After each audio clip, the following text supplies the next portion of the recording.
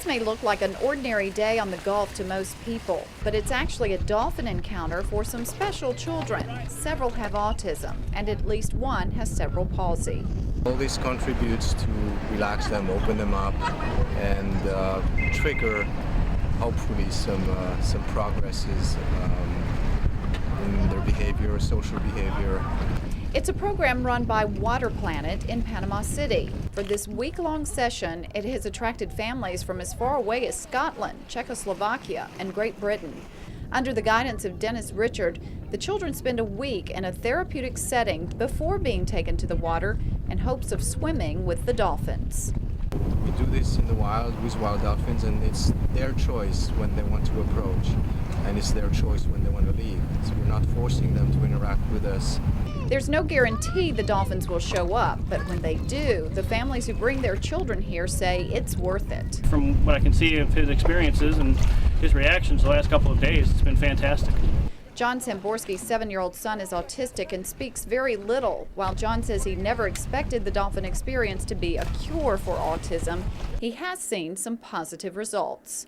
He's been very exuberant. Some of it are words, some of them are nonsense noises that only we kind of understand from him, but we did know that yesterday when he saw the dolphin, he yelled out "Flipper," and he'd never even watched the show before. One dolphin therapist has recommended clients of her own to the program. It can really lift your spirits because you're moving and you're interacting, especially with children, and the dolphins are out there and they come and pick you, and that's real uplifting for a child. Richard says the dolphins don't always allow the children to get close to them, but when they do, he says, the parents of these children say it can be one of the most emotional encounters they ever experience.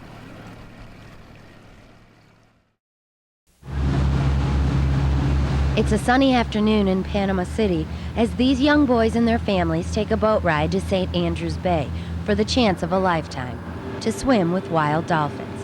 Hosting the event is a group called Water Planet USA.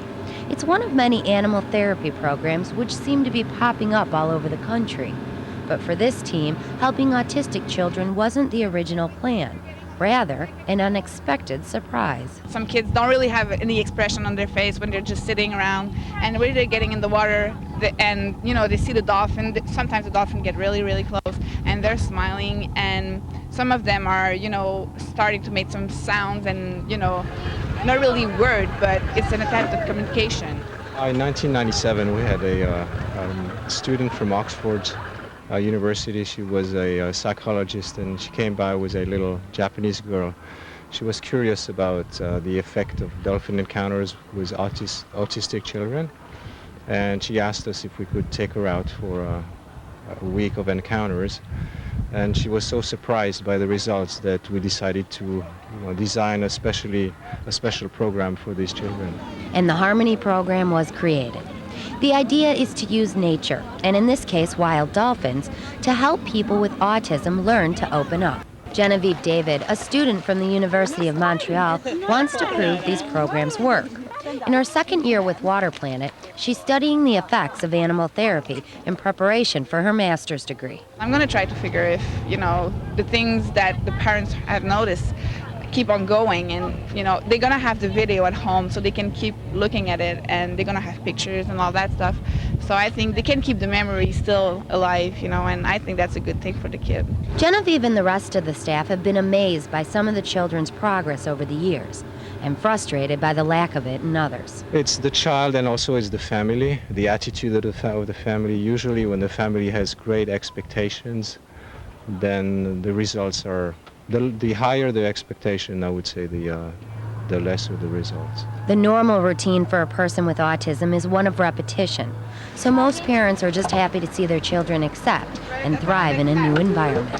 He's happy. I was having a hard time getting him out of the water so far. So, I think he enjoying it. I really think that he's having a great time. I see them sometimes having some bonding with people around them, and the parents sometimes say, you never did that before.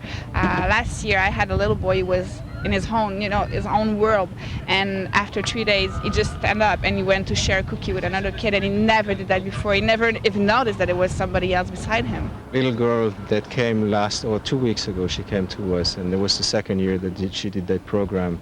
When she went back home, her mom wrote me a beautiful letter, and she said she now eats at the cafeteria at lunch, and she never wanted to do that. So the first thing that she noticed is that she accepted to eat there at the cafeteria, so that was a big progress.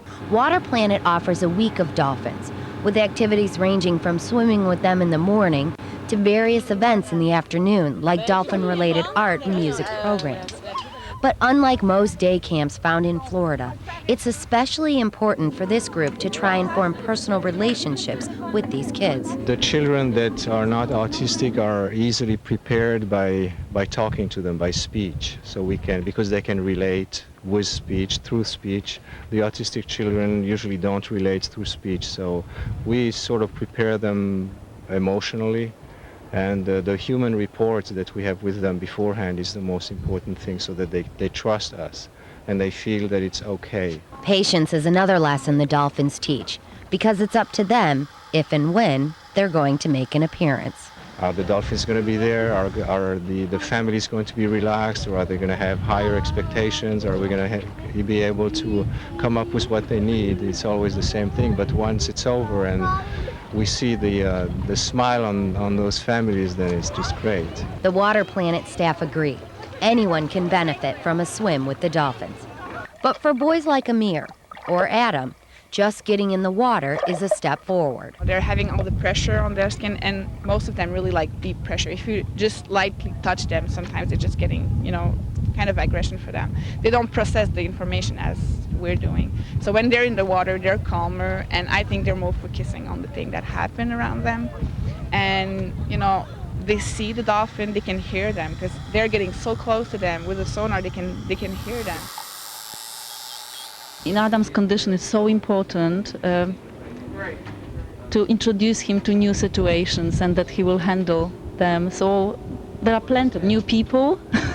He's with new people, new activities, and being on the boat, being in the sea, seeing the dolphins. Like 2 days ago, he was swimming and basically the dolphin passed by Adam. So yes, new experiences. Yes. It's all new environment, changes for him.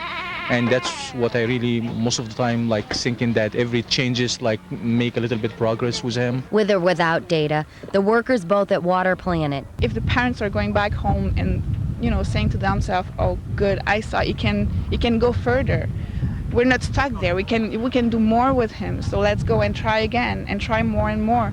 So, and not only with the dolphin, with all the therapies that he's doing at home, just get involved with the kid. For me, that's really important. In the meantime, these programs seem to help the child and the parents keep hope while the search for a cure continues. For WFSU TV, the Florida channel, I'm Deirdre Kaniewski.